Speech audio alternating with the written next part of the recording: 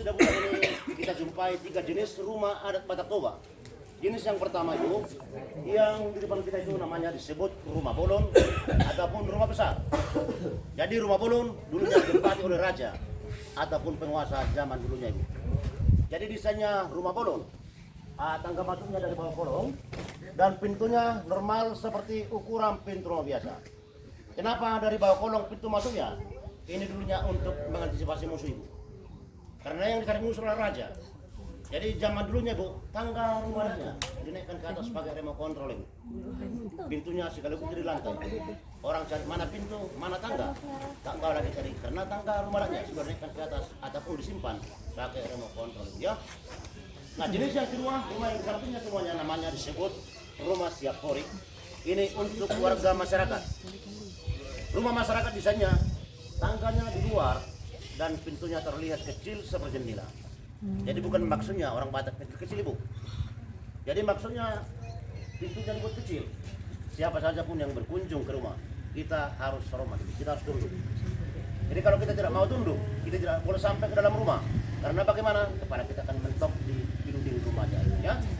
Jadi secara tidak langsung orang yang berkunjung ke rumah harus dulu menghormati yang ada tinggal di dalam rumah.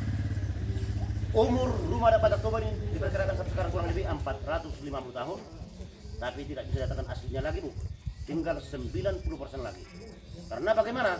Semuanya atapnya sudah direnovasi. Jadi dulunya atapnya terbuat dari ijuk, tapi sekarang sudah diganti dari zinc. Nah untuk membuat rumah adat seperti ini, zaman dulunya tidak memerlukan paku sama sekali. Jadi cukup dengan menpasak, mensokong, mengikat dan menpen. Sampai sekarang rumah adat ini tidak ada pakunya kecuali di atapnya, karena memang atapnya tadi sudah direnovasi. Warna yang kita lihat di ukiran rumah bolon itu hanya 3 warna, putih, merah, hitam. Inilah warna ciri khas orang Batak. Kenapa orang Batak hanya memilih 3 warna ini? Jadi dulunya nenek moyang orang Batak ibu sudah percaya bahwa dunia ini dibagi 3 dan disesuaikan dengan warna-warna yang dipilih tadi. Yang mana warna pertama yang dipilih adalah warna putih. Kenapa dipilih warna putih? Itu adalah lambang dunia atas ataupun disebut dunia surgawi. Sedangkan warna kedua warna merah. Merah itu identik darah. Warna merah adalah dunia tengah ataupun dunia kehidupan. Sedangkan warna ketiga, warna hitam, hitam itu adalah gelap. Warna gelap lambang dengan dunia bawah ataupun disebut dunia kematian. Itulah makna dari warna yang dipilih oleh orang Batak tadi. Nah, jenis yang ketiga ibu satu lagi di belakang kita masih ada namanya disebut sopo. Jadi kalau sopo itu bukan rumah tinggal. Rumah ini tempat bermusyawarah. Ya, itu ya. Kalau kita perhatikan ibu-ibu ini bentuk rumahnya seperti bentuk perahu ibu ataupun sampan. Kenapa bentuk rumahnya seperti bentuk perahu? Ini dulunya menggambarkan bahwa nenek moyang orang Batak datang ke Indon menggunakan perahu ibu. Jadi seandainya dulunya nenek moyang Batak datang ke Indonesia menggunakan pesawat, jadi mungkin bentuk rumahnya akan dibuat seperti bentuk pesawat ibu, ya. Karena menggunakan perahu tadi, makanya bentuk rumahnya seperti bentuk perahu. Jadi ada 3 jenis rumah adat Batak Toba. Yang pertama rumah bolon untuk raja, rumah siapori untuk masyarakat biasa, dan sopo untuk tempat bermusyawarah. Itulah tentang rumah adat Batak Toba.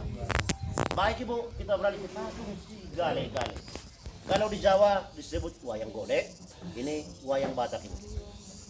Jadi orang Batak belum mengenal sekolah sekitar 600 silam, bahwa orang Batak sudah bisa menciptakan sebuah robot yang bisa menari sendiri. Namanya disebut si gale-gale ibu. Bagaimana lukis patung ini? Ini dia merupakan anak raja. Ini anak tunggal, anak semata wayang. Nama anaknya Raja Manggale ibu. Menjelang usia dewasa, anaknya si Raja Manggale dia ikut berperang untuk memperluas daerah kekuasaan. Namun dalam peperangan itu anaknya ini terbunuh ibu. Karena anak tunggal telah tiada, raja terus bersedih. Akhirnya raja mengalami gangguan jiwa, tidak bisa menerima kenyataan. Karena bagi orang Batak, anak laki-laki adalah segala-galanya. Maafun ibu, karena bagi orang Batak, laki-laki itu generasi penerus marganya. Pada masa itu sudah dicoba beberapa dukun atau tabib, tapi tidak ada yang berhasil mengobati Raja Raden. Namun ada yang bermimpi di antara rakyatnya itu, apabila raja kembali sehat pikirannya, haruslah diukir sebuah patung yang menyerupai dengan anak tunggalnya tadi. Nah, patung si gale-gale zaman dulunya menari sendiri ataupun manortor disebut. Caranya dibuat acara pemanggilan roh, acara ritual. Dukun memanggil roh daripada si Manggale yang telah meninggal dan dimasukkan ke patung si gale-gale. Nah, musik dibunyikan, patung si gale-gale menari seperti manusia, menghibur raja tadi. Karena hobi anaknya dulunya ibu menari ibu. Melihat patung itu bergerak seperti gerakan manusia, raja sangat senang. Dia berpikir seolah-olah anak tunggalnya tadi seperti kembali. Dengan melihat patung selama 7 hari semalam, raja tadi kembali sehat pikirannya ibu. Yang namanya dulunya si Raja Manggale sekarang sudah diganti menjadi si Gale-Gale karena dia sudah terbuat dari kayu. Artinya Gale-Gale, lemah gemulai yang terbuat dari kayu, bisa menari seperti manusia. Yang menjadi pertanyaan ibu, kenapa patung itu tidak kita lagi pakai magic? Itulah kekurangannya ibu. Karena magic itu sekarang tidak dipegang oleh laki-laki, karena megang magic ibu-ibu semuanya. Ya kan? Yang di rumah itu magic komik, magic ya. Karena magicnya cuma dipegang ibu-ibu semuanya, makanya patung itu dia kali dari belakang ditarik sampai tadi.